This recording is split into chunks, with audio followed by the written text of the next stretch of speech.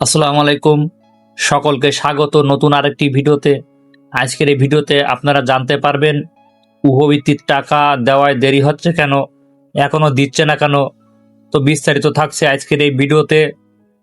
প্রধানমন্ত্রী শিক্ষা সহায়তা ট্রাস্ট 24 তারিখে একটি প্রজ্ঞাপন জারি করেছে। সে প্রজ্ঞাপনটিতে বিস্তারিত বর্ণনা আছে, আপনারা ভিডিওটি দেখতে থাকুন।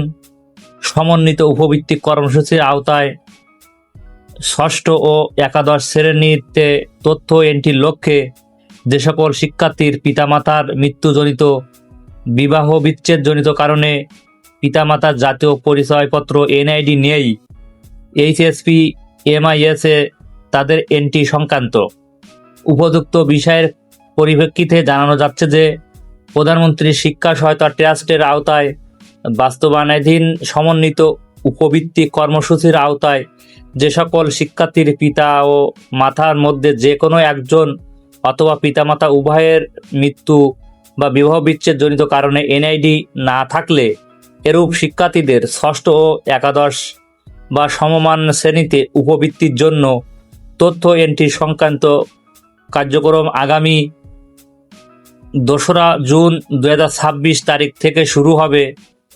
6 জুন 2026 তারিখের মধ্যে এইচএসপি এমআইএস সফটওয়্যারে নির্ভুলভাবে এন্ট্রি করে সফটওয়্যারের নির্ধারিত অপশান ব্যবহার করে ইউএসইওতে পাঠান উপজেলা থানা শিক্ষা কর্মকর্তার নিকট প্রেরণ করতে হবে।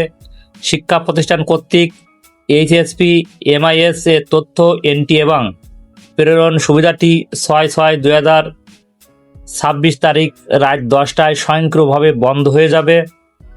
সকল উপজেলা থানা মাধ্যমিক শিক্ষা কর্মকর্তাকে উপজেলা মেট্রোপলিটন পর্যায়ে গঠিত উপদেষ্টা কমিটির সভা আয়োজনপূর্বক এইচএসপি এমআইএস সফটওয়্যারের মাধ্যমে উপজেলার থানায় প্রাপ্ত শিক্ষার্থীদের তথ্যাদি যাচাই বাছাই করে সুপারিশকৃত শিক্ষার্থীদের তথ্য আগামী 7 জুন 2026 তারিখের মধ্যে সফটওয়্যারের নির্ধারিত অপশান ব্যবহার করে এইচএসপি পিএমইএটিএ প্রেরণ করতে হবে।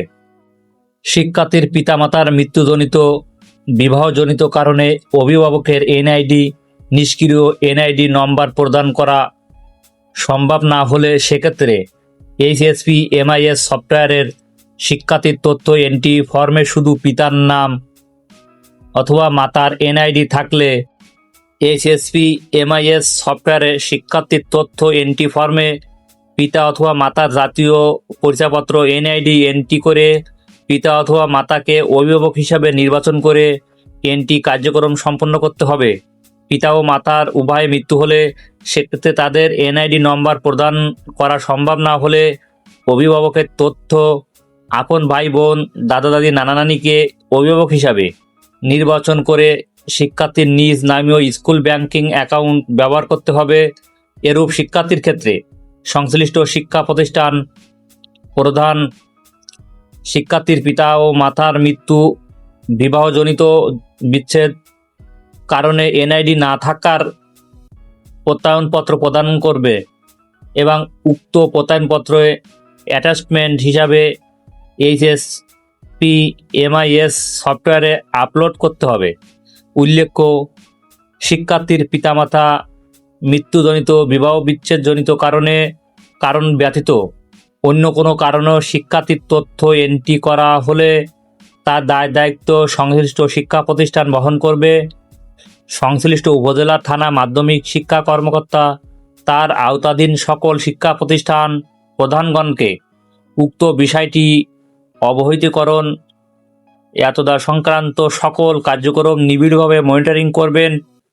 উল্লেখ্য যে নির্ধারিত সময়ের মধ্যে কার্যক্রম সম্পন্ন করতে ব্যর্থ হলে সৃষ্ট যে কোনো সমস্যার জন্য সংশ্লিষ্ট শিক্ষা প্রতিষ্ঠানের প্রধান ও উপজেলা থানা মাধ্যমিক শিক্ষা কর্মকর্তা দায়ী থাকবে। তো আপনারা বুঝতে পারছেন যে আপনাদের উপবৃত্তি কেন দেওয়া হচ্ছে না, এখনও ডাটা এন্ট্রির কাজ সম্পূর্ণ করা হয়নি। তো ডাটা এন্ট্রির কাজ 7 জুন পর্যন্ত চলবে। তো এরপরে সম্পূর্ণ হলে আপনারা উপবৃত্তির টাকা পেয়ে যাবেন। তো ভিডিওটি ভালো লাগলে লাইক কমেন্ট শেয়ার ও অবশ্যই সাবস্ক্রাইব করবেন।